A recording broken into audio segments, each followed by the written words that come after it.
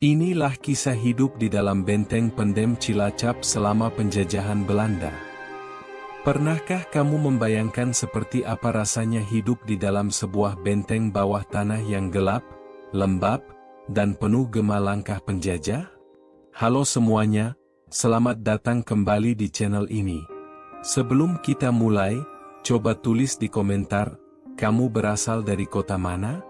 Semoga yang sudah subscribe diberikan rezeki luas, kesehatan tanpa batas, dan dilindungi dari segala bahaya. Amin. Sekarang, mari kita masuk ke masa lalu, ke sebuah tempat yang masih menyimpan suara-suara yang tak ingin diingat, Benteng Pendem Cilacap. Benteng Pendem Cilacap dulu bukan sekadar bangunan pertahanan.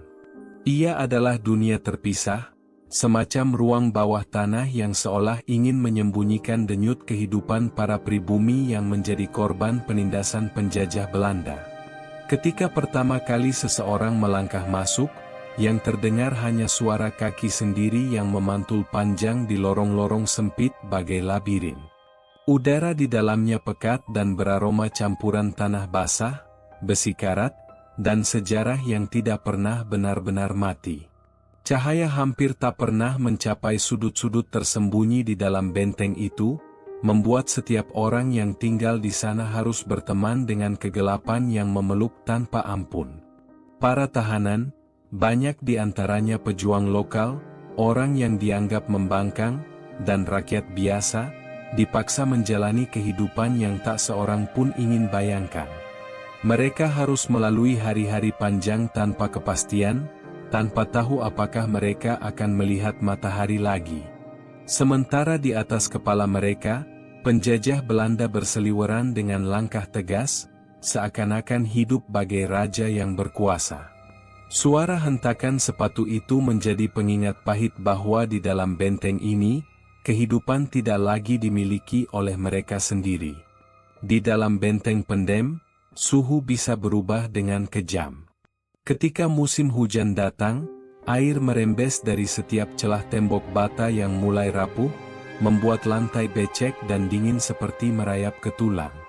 Para tahanan tidur beralaskan tanah yang keras, tanpa selimut, tanpa tempat berteduh dari gigitan udara malam yang menusuk. Terkadang lampu minyak yang menggantung di dinding redup sampai hampir mati, membuat mereka harus bernafas dalam gelap total. Setiap suara kecil, tetesan air, desis angin, atau sekadar gesekan kain, akan terdengar mengerikan.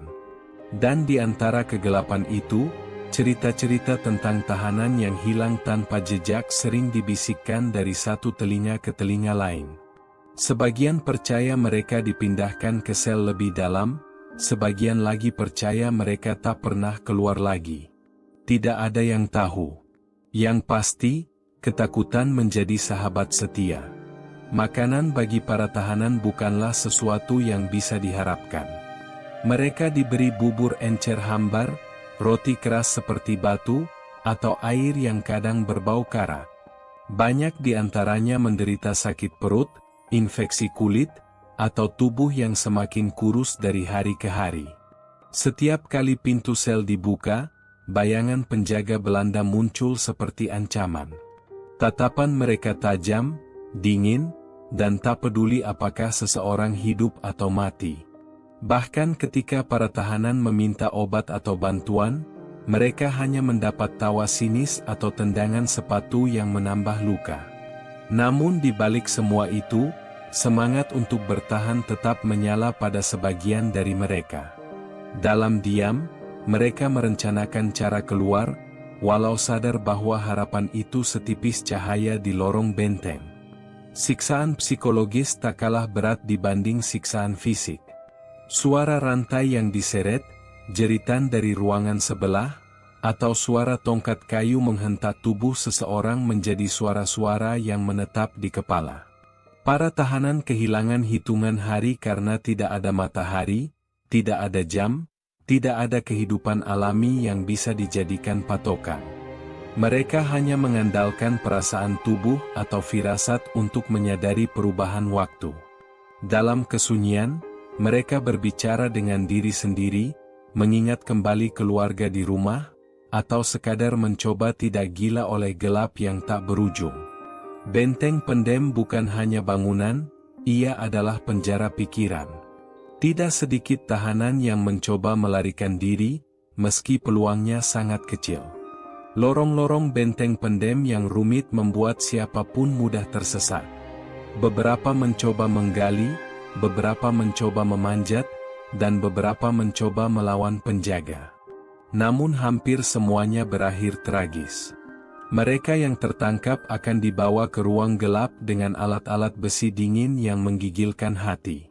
Namun cerita keberanian itu tak pernah padam.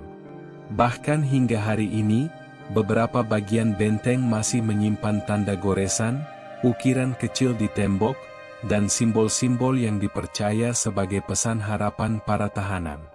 Di tengah penderitaan itu, selalu ada titik-titik kemanusiaan yang menyala. Beberapa tahanan saling berbagi makanan, saling menghibur, atau berbisik doa agar tetap kuat. Mereka membentuk ikatan seperti keluarga baru, keluarga yang lahir dari kepedihan yang sama. Ketika salah satu dari mereka jatuh sakit, yang lain mencoba merawat dengan alat seadanya. Ketika ada yang membawa kabar dari luar, semuanya berkerumun, mendengarkan dengan harapan yang nyaris padam. Inilah yang membuat mereka bertahan, keyakinan bahwa suatu hari penjajahan akan runtuh dan mereka akan melihat dunia bebas kembali. Dan akhirnya, ketika masa pendudukan perlahan runtuh, benteng pendem menjadi saksi bisu dari semua rasa sakit, ketakutan, harapan, dan keberanian yang pernah hidup di dalamnya. Kini benteng itu menjadi tempat wisata, namun setiap lorongnya masih terasa seperti menyimpan sisa napas masa lalu. Setiap pengunjung yang melangkah masuk bisa merasakan aura dingin yang berbeda, seolah benteng itu ingin bercerita, ingin didengar kembali. Kehidupan di dalam benteng pendem pada masa penjajahan Belanda bukan hanya sejarah kelam, tapi juga pengingat betapa mahalnya arti kebebasan. Semoga kisah ini membuat kita lebih menghargai perjuangan para pahlawan. Jangan lupa tinggalkan komentar kotamu dan semoga Tuhan membukakan pintu rezeki dan keselamatan untuk semua yang menonton dan subscribe. Amin.